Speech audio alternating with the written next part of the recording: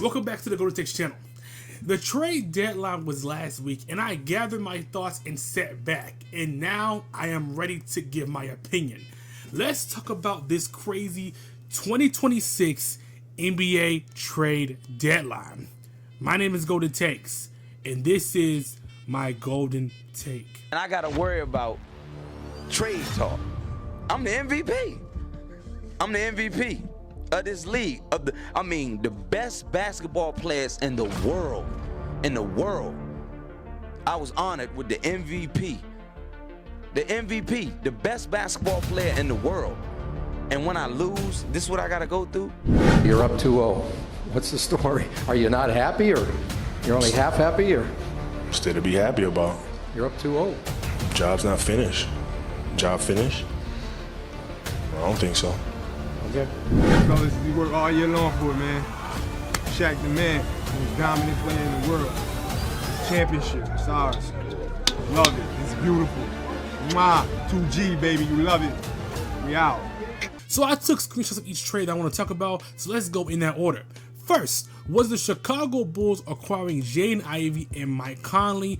Kevin Huerter and Dario Saric to the Pistons, and the Wolves dump off Mike Conley. Okay, so I like this deal for everyone. For the Pistons, one of the problems that I discussed in the Pistons video was the shooting needing improvement. Also, Jaden Ivey unfortunately has been injured and has not necessarily did it for the timeline as the Pistons number 1 seed right now, but with more shooting can definitely make a run in this weak Eastern Conference. The Bulls, I don't know what they're doing. The Bulls have gathered young guards and are just doing things that even makes their fans question their sanity.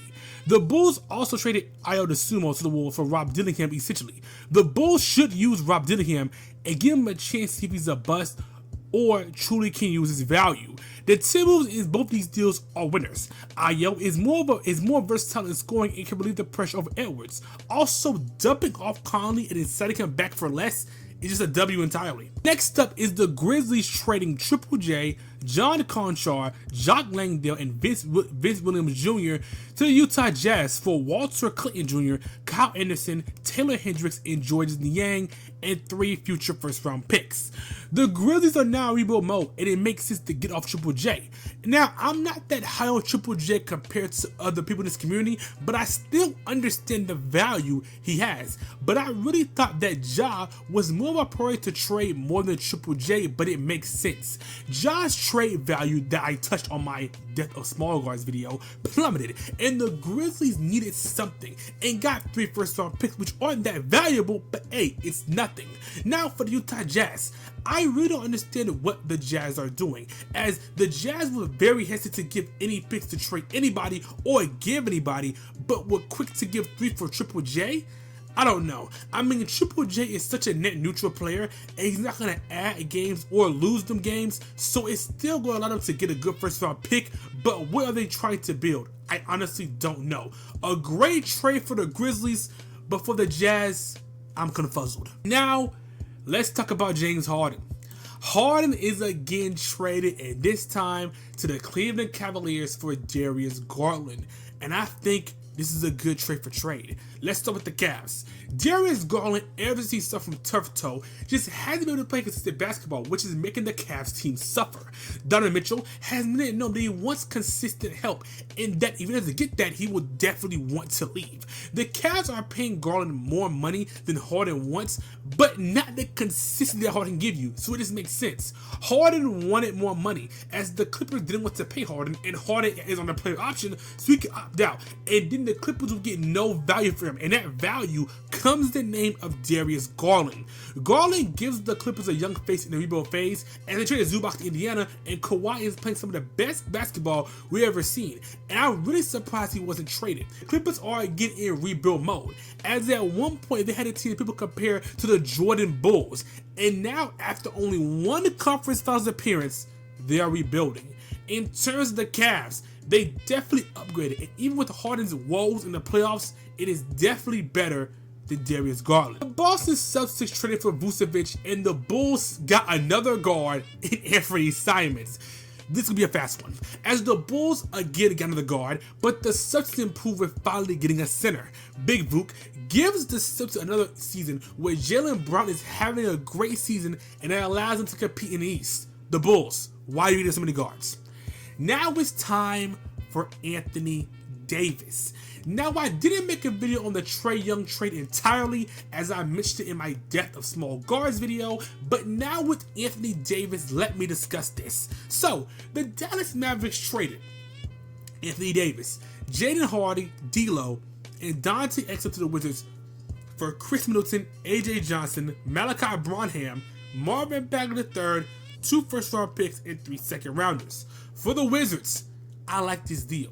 Now, at first, it didn't move me as strong as Trae Young. Anthony Davis is injury prone, but this will actually work in their favor. Davis is most likely going to be solid for the season, so it gives the Wizards a chance to still build young. Something that the Wizards are doing is taking a risk, as AD, when healthy, is a top 20 to 15 player in the NBA. But as I said, a very key thing, when healthy. But allowing AD to finally have a sit next to him in Alex Starr allows Davis to play his natural position and start to improve. Trae also has the ability to give young players or big men in general great basketball season. He's a great passer and playmaker. This is a great deal, as it allows the Wizards to take a risk while also having a young core. Now in the Mavericks, let's go ahead and laugh at them, chat. What's the funniest part? Perk.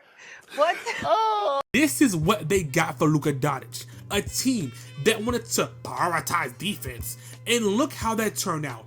I still can't believe they traded Luka, one of the greatest offensive engines of all time, was traded for Chris Middleton, AJ Johnson, the other 2 players, 2 first-round picks that aren't that valuable, 3 second-rounders, and Max Christie. The Wizards won this deal easily. Next is Jared McCain, as the Thunder was able to fleece the Sixers. McCain suffered from a repetitive style that the Sixers have. VJ Edgecombe and Tyrese Maxey have similar styles with McCain, and ending with Jared's injury, it allowed VJ to grow and evolve with the offense. The Thunder are struggling offensively, as Jaden has been injured consistently and Chet just hasn't grown as he should. It just makes sense. A great deal for the Thunder mostly. The Sixers kind of trade him early.